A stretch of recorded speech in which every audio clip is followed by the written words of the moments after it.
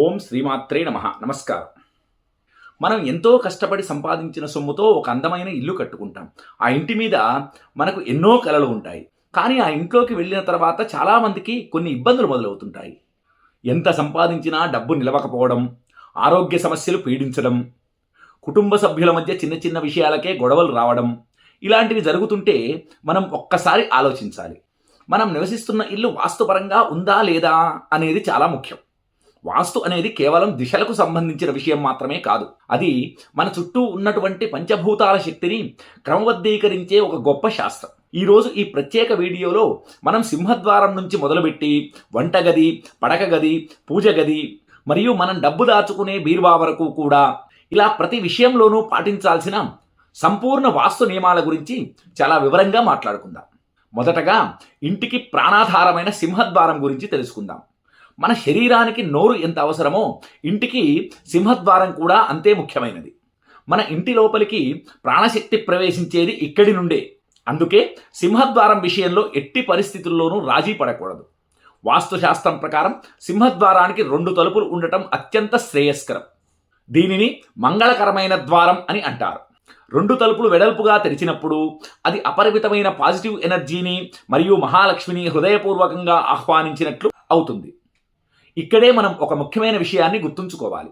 తలుపులు ఎప్పుడూ ఇంటి లోపలికే తెరవబడాలి. ఒకవేళ తలుపులు బయటికి తెరిస్తే అది ఇంటి సంపదను బయటికి పంపించేస్తుందని, యజమానికి గౌరవం తగ్గుతుందని శాస్త్రం చెబుతోంది. అలాగే సింహద్వారానికి ఖచ్చితంగా గడప ఉండాలి. గడప లేని ఇల్లు వాస్తు దోషంతో సమానం. గడప అనేది బయటి నెగిటివ్ ఎనర్జీని లోపలికి రానియకుండా ఆపుతుంది. నిత్యం మనము గడపకు పసుపు కుంకుమ పెట్టి పూజించడం వల్ల ఇంట్లోకి దుష్ట శక్తులు రావు. సింహద్వారానికి ఎదురుగా ఎప్పుడూ కూడా చెప్పుల స్టాండ్ పెట్టకండి. అలాగే ఆ తలుపు వెనక చీపురు ఉంచడం కూడా దారిద్ర్యానికి దారితీస్తుంది. సాయంత్రం వేళల్లో సింహద్వారం దగ్గర అస్సలు చీకటి ఉండే విధంగా ఉంచకండి. కనీసం ఒక చిన్న బల్బు అయినా వెలుగుతూ ఉండేలా చూసుకోండి. ఇక ఇంటి ఆరోగ్యానికి కేంద్ర బిందువు అయినటువంటి వంటగది గురించి మాట్లాడుకుందాం. వంటగది ఎప్పుడూ ఆగ్నేయ మూలలోనే ఉండాలి. ఈ విషయం మనందరికీ కూడా తెలుసు. ఎందుకంటే ఇది అగ్నిదేవుడి స్థానం. వంట చేసేటప్పుడు మనం ఎప్పుడూ కూడా తూర్పు ముఖంగా నిలబడి వంట చేయాలి. దీనివల్ల వంట చేసేవారికి మరియు ఆ ఆహారం తినే కుటుంబ సభ్యులకు మంచి ఆరోగ్యం లభిస్తుంది. వంటగదిలో ఇంకొక ప్రధాన దోషం ఏమిటంటే సింకు మరియు స్టవ్ పక్కపక్కనే ఉండకూడదు. నీరు మరియు అగ్ని విరుద్ధ శక్తులు కాబట్టి ఇవి పక్కపక్కనే ఉంటే ఇంట్లో తరచూ గొడవలు జరుగుతుంటాయి. అంటే ఇప్పుడు ఉండే ఇండ్లల్లో ప్రతి చోట సింకు మరియు స్టవ్ పక్కపక్కనే ఉంటాయి, కానీ కనీసం వాటికి 2 అడుగుల దూరమైనా ఉండేలా చూసుకోవాలి. అలాగే వంటగదిలో ఎప్పుడూ మందులు పెట్టకండి, అంటే మెడిసిన్స్. ఈ మెడిసిన్స్ పెట్టడం వల్ల ఆ ఇంట్లో అనారోగ్య సమస్యలు శాశ్వతంగా ఉండిపోతాయి. ఇక తర్వాతి ముఖ్యమైన విభాగం పడక గది. మనం రోజంతా కష్టపడి అలసిపోయి ప్రశాంతంగా నిద్రపోయే చోటు అది. యజమాని పడక గది ఎప్పుడూ నైరుతి దిశలోనే ఉండాలి. ఇది యజమానికి స్థిరత్వాన్ని మరియు నాయకత్వపు లక్షణాలను ఇస్తుంది. పడుకునేటప్పుడు తల ఎప్పుడూ దక్షిణం వైపే ఉంచి పడుకోండి. ఉత్తరం వైపు తల పెట్టి పడుకోవటం వల్ల భూమి యొక్క అయస్కాంత శక్తి ప్రభావంతో మెదడు సంబంధిత సమస్యలు లేదా మానసిక ఆందోళన కలిగే అవకాశం ఉంది. ఇకపోతే పడక గదిలో మంచానికి ఎదురుగా అద్దం. చాలామంది పడక గదిలో మంచానికి ఎదురుగా అద్దం ఉండే విధంగా పెట్టుకుంటారు.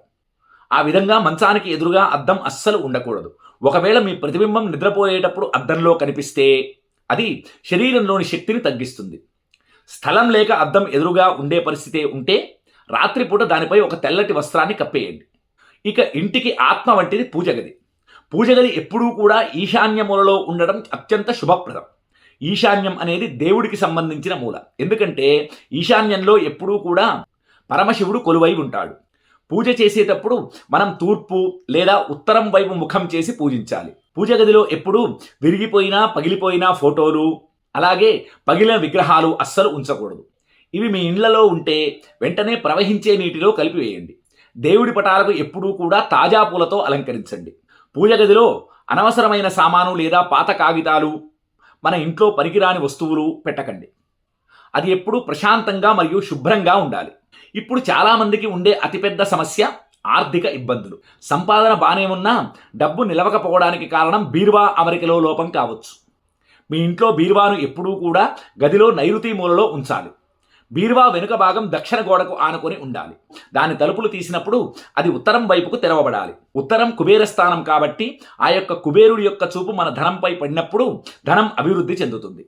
బీరువాలో డబ్బులు పెట్టేటటువంటి లాకర్లో లోపల ఒక చిన్న అద్దాన్ని పెట్టండి. ఆ అద్దంలో నుండి మీరు పెట్టే డబ్బులు ప్రతిబింబించేలా చూడండి. ఇక ధనాకర్షణ పెరగడానికి బీరువాలో లక్ష్మీ గవ్వలు, గోమతీ చక్రాలు లేదా తామర గింజలను ఉంచండి. అలాగే కొంచెం పచ్చకర్పూరం ఉంచితే ఆ సువాసనకు లక్ష్మీదేవి ఆకర్షింపబడుతుంది. ఇక వీటితో పాటు ఇంటి ఆవరణలో కూడా కొన్ని జాగ్రత్తలు తీసుకోవాలి. మీ ఇంటి ఈశాన్యం మూల ఎప్పుడూ కూడా బరువులు లేకుండా ఉండి శుభ్రంగా ఉండాలి. అక్కడ ఎలాంటి చెత్తా చెదారం వేయకూడదు. మన ఇంట్లో ఉండేటటువంటి కాస్త బరువైన వస్తువులు లేదా మెట్లు ఎప్పుడూ కూడా దక్షిణం లేదా పడమర వైపు ఉండేలా చూసుకోండి. ఇంటి ముందు సాయంత్రం వేళల్లో కల్లాపి చల్లి ముగ్గు వేయడం అనేది కేవలం ఆచారం మాత్రమే కాదు, అది ఇంటికి రక్షణ కవచం లాంటిది. ఇంటి గోడల మీద సాలీడు గూళ్ళు ఉండకుండా చూసుకోండి. అవి ఉంటే అభివృద్ధి కుంటుపడుతుంది. ఇక వాస్తుశాస్త్రం అనేది మన పూర్వీకులు మనకు ఇచ్చిన గొప్ప వరం.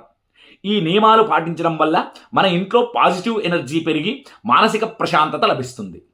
మీకు ఏమైనా సందేహాలు ఉంటే లేదా ఇంటి వాస్తును పర్సనల్గా చెక్ చేయించుకోవాలి అనుకుంటే స్క్రీన్ మీద కనిపిస్తున్న నా నెంబర్కు సంప్రదించవచ్చు. మనం భక్తితో నమ్మకంతో ఈ మార్పులు చేసుకుంటే ఖచ్చితంగా ఫలితం కనిపిస్తుంది. ఈ వీడియో మీకు ఉపయోగకరంగా అనిపిస్తే లైక్ చేయండి మరియు మీ ఆత్మీయులకు షేర్ చేయండి. మరిన్ని ఇలాంటి ఆధ్యాత్మిక జ్యోతిష్య విషయాల కోసం మన శ్రీ గాయత్రి ఆస్ట్రో న్యూమరాలజీ ఛానల్ని సబ్స్క్రైబ్ చేసుకోండి. సర్వే జనా సుఖినో భవంతు. స్వస్తి.